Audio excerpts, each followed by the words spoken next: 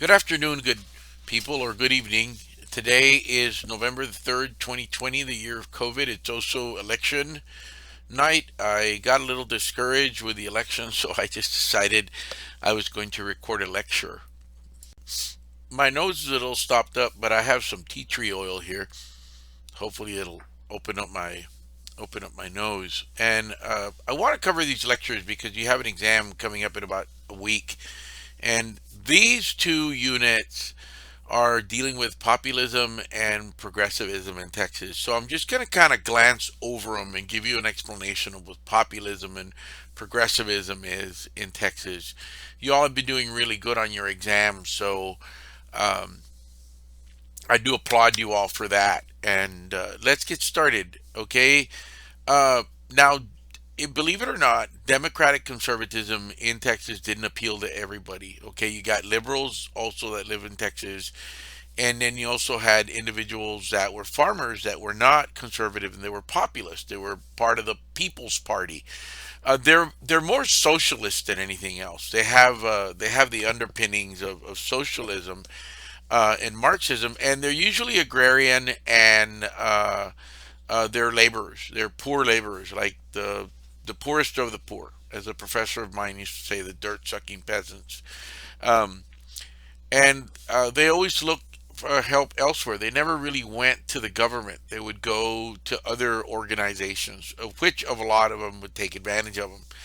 Now, with that said, Texas, as I said before, lags behind in urbanism and industrialization, and the economy was based on farming. Merchants and bankers did not focus on industry. They focused on agrarian issues, and capitalists invested money, but they only invested it with farming. It's not until after World War One that we begin to see this change of trend of investing. Now one of the things that happens is that every time that we have a recession or a depression or any type of bank panic, it's always the small farmers that are going to hurt. The other thing is hurting the small farmers right now is mechanization of farming and the rising trend of mass production. In other words, for these farmers to be successful, they had to mass produce, and they weren't unable to do that. The only way that they could do that was to borrow money to buy bigger machines and to buy more land, and that wasn't going to happen. The other thing that was happening is the overproduction of cotton, not just in Texas, but international cotton now. Okay? Now you have cotton coming in from India, you have cotton coming in from Egypt, you have cotton coming in from Madras. So a lot of this stuff is really going to hurt the Texas cotton empire, but cotton is still king, okay? It's still prices dropped dramatically between 1865 and 1900, but it's a steady and constant drop. So they would, if the price of cotton was dropping a lot, then they would just make more cotton, plant more cotton to make up for the shortfall. What's going to end up happening there is that there's going to be a glut. There's going to be a lot of cotton in the market, and that's going to lead to one of the things that's going to lead to the Great Depression. The other thing that happens is that during the drop of the price of this cotton, taxes are constant, okay? And they have to be paid in specie, they have to be paid in gold. So the farmers are really in a bind here. Migrants to Texas, many migrants come to Texas and they're looking for cheap land. They don't have financial resources to buy the land, so they share crop. They use their crop that they're going to plant as collateral, and they're going to get trapped in debt peonage. That means that they're never going to get out of, they're going to borrow money to plant a crop, and then they're going to use their crop to pay for the money that they borrowed. So they're only getting a small fraction of the money for their crop. And then in addition to that, the farmer would buy the crop from them at a discounted rate and then make a lot more money and then take the money away from them in the form of rent and the goods that they had purchased from the farm. The other things that we have to look at is African American farmers and We have about 25% of African Americans in Texas were farmers. Okay, they had freedom colonies where they would work together, and of course it was incredibly racist in Texas. It was just a state where racism prevailed. Apathy towards corporations existed. A lot of farmers really did not like big government and did not like big corporations. They hated land companies, railroads, and banks. Why? Because they regulate. They pretty much do whatever they want. So anytime that there was a problem with farmers, they blamed land companies, railroads, and banks. The Populist Party is actually an offspring of the Granger, and it's the next logical step in creating this protest movement. Earlier movements were quasi political, where they would latch on the political party, but they weren't really political. Now, the People's Party was a true political party. The objectives were to win political office and reform and help farmers. Okay, many of these populists were individuals who were unhappy with the Democrats and were unhappy with the Republicans. And more importantly, a lot of them were prohibitionists and they were also anti-Catholic. Okay, so that sometimes didn't help, but not all of them were. I mean, it's just one of these deals where you kind of, if we had a populist party right now, it'd be like the Tea Party, something like that. What do they want? Protection from land speculators, regulation of railroads, increase the circulation of paper money, tax reform, trust regulation, popular election of the President of the United States and senators. Senators now are elected through popular votes. Lower salaries for elected officials, um, and be able to recall ineffective politicians. And these are not bad things that they wanted to do. These were pretty sharp and progressive things that they wanted to do, but they weren't going to happen. We still want a lot of this stuff right now, and it's not going to happen. Uh, Governor Hogg was really the response to a populist governor. He was actually Governor Hogg. James Stephen Hogg was a Democrat, but he was a very liberal Democrat. I believe he was a good governor. Personal background, political background. He supported agrarians. He was from Hogg County near Heavenville, Texas. Jim Hogg County is actually named after him. He's the one that establishes the Railroad Commission. Okay, and this is good. Uh, so railroads then sue the Railroad Commission, and the railroads win. So he creates the Railroad Commission that oversees railroads, and then later on is going to oversee other things like your gas pumps and the metering of gasoline and weighing and stuff like that, which is important. Okay, now railroad is very very important at this time. What the railroad companies do is that they nominate George Clark. Okay, and they back him, but Hogg wins re-election very easily, and uh, Clark then I think becomes part of the Railroad Commission. Not anything I'm going to ask you. Let's talk about a couple of reforms under the Hogg administration. He limits the amount of foreign and corporate land companies to come in and buy land. He ushers prison reform. Okay, he extends the public school year to 6 months. Okay, in addition to that, he gives additional funding to the University of Texas Austin and Texas A&M, and he creates a normal school system support. Okay, he supports the building and helps fund the Texas State Library. Race relations, he had a mixed record, but he was not a screaming racist. Okay, and that doesn't give him an excuse for that, but he still. Now he retires from politics as a reform movement governor.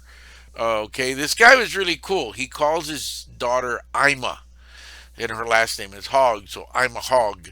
What's your name? I'm a Hogg. So hey, that tells you the guy had a sense of humor.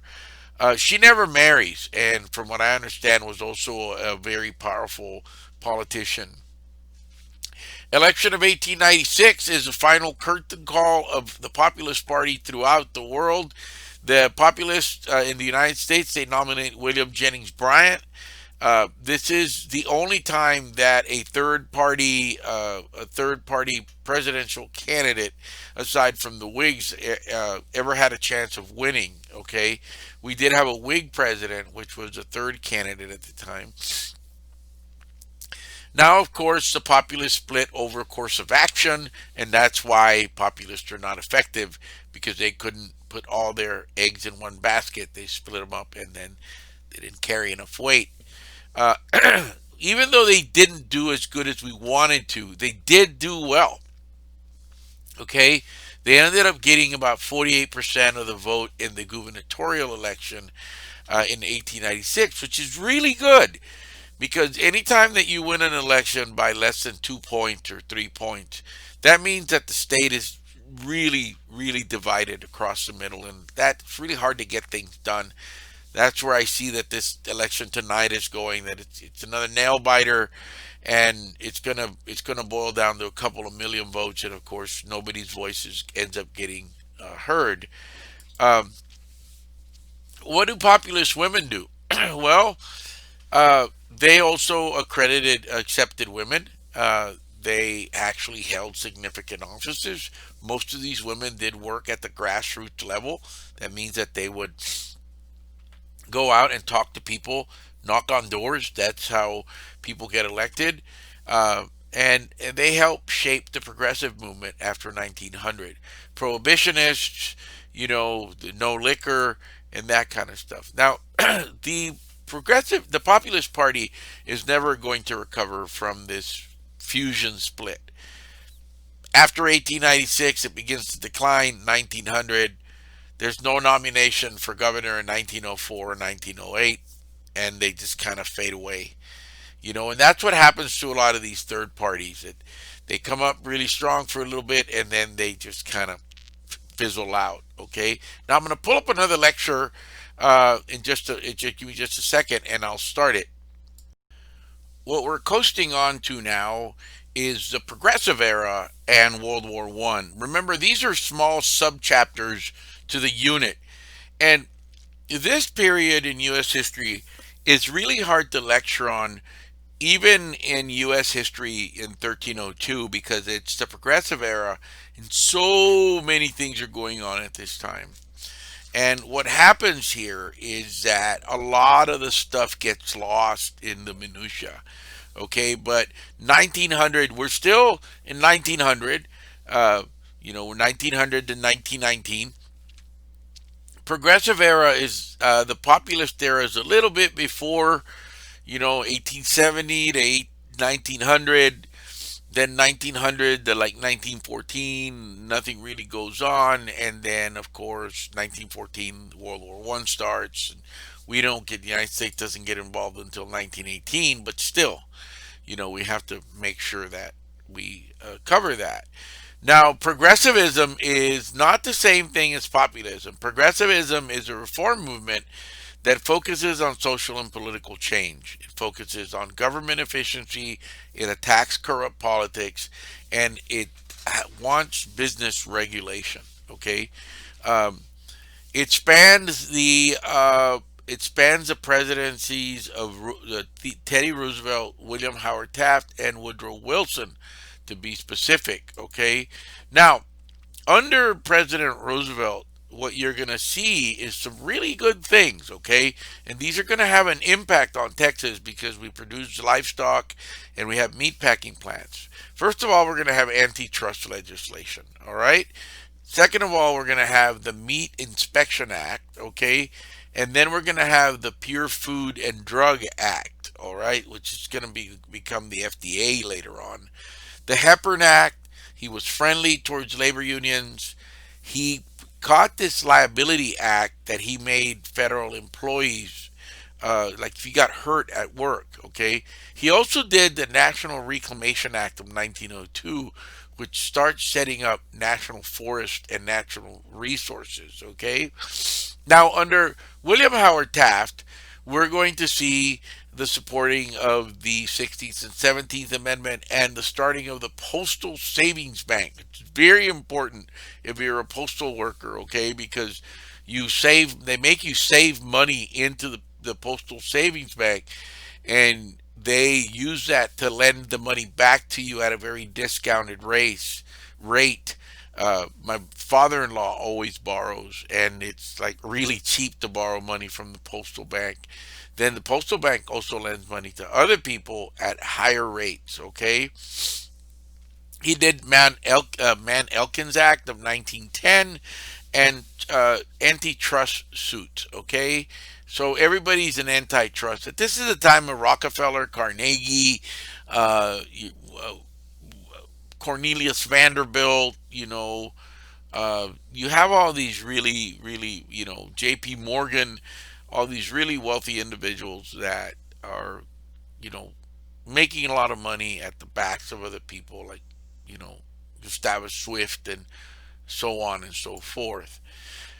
Now, under Woodrow Wilson, we are going to see the Federal Reserve Act. We're going to see the Underwood Tariff Act, which is not a good thing. Federal Trade Commission, okay, Clayton Antitrust, and then I can sit here and bore you with other things like the Keating Owen Act, the Adamson Act. I'm not going to ask you those in on the exam, but I want you to know that this is a time of a lot of reform, and that's what the Progressive Party does. Now, the progressives in Texas work through the Democrats, not a new party like the Populists. Uh, they weren't very nice people. They, for the most part, were white only. White supremacy reigned. Blacks and Tejanos had very little influence. Okay, so it wasn't like it called itself the Progressive Party, but this is a party that would more than likely support, no birth control, and they'd probably be pro-life and anti-immigration. So they have good ideas, but then their ethics are tend to be very conservative. Now let's talk about population and economic demographics, or the change of economic demographics in Texas at this time. You begin with Spindletop in 1901, and it's the most productive oil well in the United States until 1905. By 1911, Texas is among the five oil producing states in the United States. By 1920, it's producing 85 million barrels of crude, and the production will continue to increase. Now, because of that, the Railroad Commission regulates railroads, and by 1904, there was 11,000 miles of track. Railroads were significant, especially for agriculture and the movement of oil from the oil fields to Galveston, and then from Galveston, from the refineries to wherever it needed to be used. Okay. Now, the railroad does peter out when we get the influence of automobiles, but that you're still going to need that crude. You're still going to need that fossil fuel to move these vehicles. So uh, automobiles become more common by 1910, and you begin to see the building of highways, not like we have now. Okay, they're still made out of dirt, maybe some caliche, all weather roads, but still not the really cool concrete paved roads that we have now. Uh, During the progressive era, we do see some changes to the electoral system. We do see the emergence of the white primary in Texas, which is not good. And you see that the Democratic Party is supreme to everything in Texas. Incredibly racist, though, okay? Pro labor legislation. You do see some pro labor legislation, but Texas is an anti labor state. So you always had the battle between them two. Um, One of the things that we will see is that the governors that we will have during this period, uh, we will have Governor, I think it's Thomas Campbell, 1907 1911. His progressive reforms were insolvent corporations could not come into Texas. They strengthened antitrust legislation, stop the general granting of land and railroad passes, okay, an inheritance tax, and deposit guarantee law. That's really cool. What it is that if you put $100 in the bank, you want a guarantee that your money's going to be there even if something bad happens at the bank. And he actually does that. Banks in Texas tend to do fairly well. Then we're going to have Governor Oscar Colquitt, 1911 to 1915. Um, he opposes prohibition, so that means that he wants everybody to be able to drink. He wants to outlaw child labor because it undercuts labor. He wants working hours for working women. He wants women to work, but not as much as men. And he's the one that starts the state employees' workmen's compensation and major prison reforms. I actually wanted to see what kind of prison reforms he did, and I read some, but it really right now the reforms that they're looking at is in the living conditions of prisoners in Texas. Not so much in like bringing them school and education. It's like they can't be living like animals like this anymore. We need to do something better for them. That's what they did as far as prison reform is. Not that prison is any better now, right? I don't know. Now, he does take care of problems with Mexico because Mexico is going through the Mexican Revolution of 1910 right now, and he lowers the tax base. That means that people have more money in their pocket; they can go spend it. He does raise taxes later on, thinking that things are going to get better, but they don't. Now, the next governor, 1915 to 1970, is James Ferguson. Okay, and this guy eventually is going to run amok with the law. Pappy James Pappy Ferguson. No, that's Pappy Leo Daniel. I'm sorry. And what does Ferguson deal with? Okay, he deals with tenant laws, and he also provides more funds for education. Uh, he has border problems still. The Plan de San Diego in 1915, and a quarrel. What's going to end up happening with him is that he's going to get in a fight with the University of Texas at Austin over its budget, and he vetoes the entire budget to the University of Texas at Austin. That means they have no budget and they have to shut down. And in a special session, they impeach him. Okay, the Senate concurred, and Ferguson resigns, but he is convicted anyway. Now, Ferguson, after the governorship, okay, eventually what's going to happen is his wife is going to come back and run for governor, and he's going to run the whole show, okay? And that's just a nutshell. You got to read about this in your you got to read about this in your book. I'm sorry. Now, Dr. John Lundberg is an authority on Ferguson. If you have any questions or something, he's written some stuff on him. What about Texans in World War One? It's very interesting. Texas in World War One, the Plan de San Diego, okay, because that means Plan de San Diego means that Mexicans would cross the border and kill Americans, and then Americans would cross the border and kill Mexicans. The Germans had an intrigue with Mexico. Pancho Villa raids Columbus, New Mexico. The Texas National Guard is placed on hold. And then the Zimmermann telegram infuriates Texans. The Zimmermann telegram is a note from Germany to Mexico saying that um, if Mexico allowed Germany to use Mexico as a springboard to attack the United States, they would give them all the land that they lost in 1848. It's infuriated Texans, and they asked Wilson for a declaration of war. But he does not. Even after the sinking of the Lusitania, he doesn't. Wilson decides to declare war on Germany. When? When the Russian Tsar is overthrown and Lenin sues for peace with Germany. What happens is that Wilson thinks that the Russians are going to join the war on the side of the Germans, and then the Germans are going to win with the help of Russia, which they maybe could have. And then what's going to happen after that is that, lo and behold, uh, Germany is going to be communist, and we're going to have communism to deal with, or so on. The influence of communism is going to spread. So it's at this time that the Cold War actually begins. It takes a long time to heat up, but this is the beginning of the Cold War. About 200,000 Texas volunteers and get drafted. Texas also sends about 500 nurses. Guess what? Almost a little over 5,000 are get killed. The almost 200,000. A lot of them die from the Spanish flu. Okay, and we do have a good number of Mexican Americans. One Mexican American that gets awarded Congressional Medal of Honor, and other Texans that get Congressional Medals of Honor. So it is during World War One that Texans set the record straight and set the common practice of being awarded Congressional Medals of Honor for their gallantry and and I forgot it,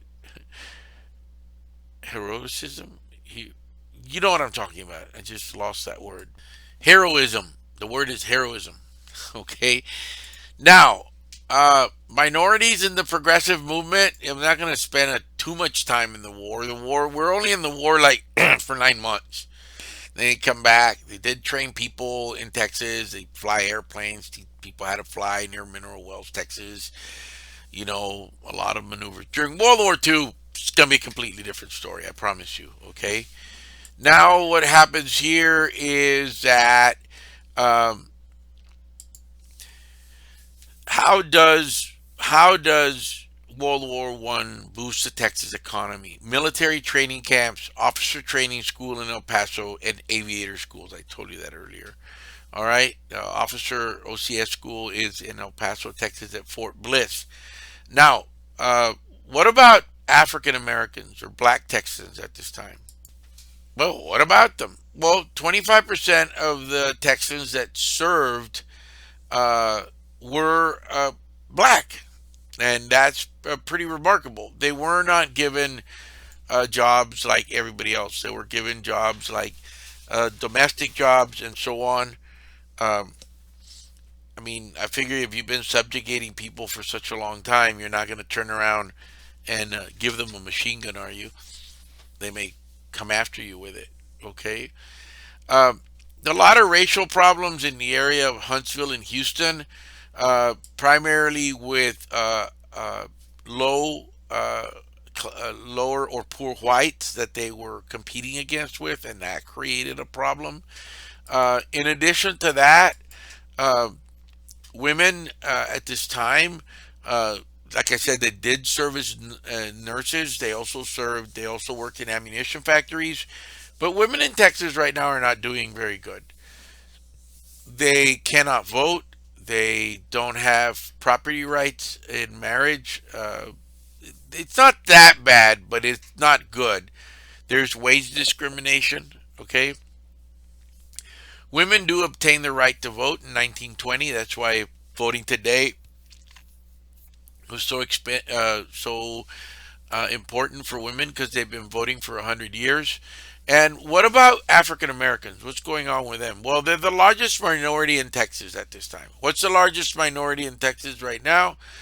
Well, it's Mexican Americans, but we're soon not to be a minority. Okay, uh, we are the largest minority in the United States. Okay, African Americans had little political influence. They were made to go to segregated schools. They segregated housing, segregated public transportation, and they always had to deal with race riots. Okay, and the intimidation of Jim Crow laws, and it's not a good time to be an African American in Texas. Constant intimidation, constant harassment. Sometimes things didn't go well, but you just kind of did the best you could with what you had. Okay, let me pull up another lecture and see if I how much of this I can get done today.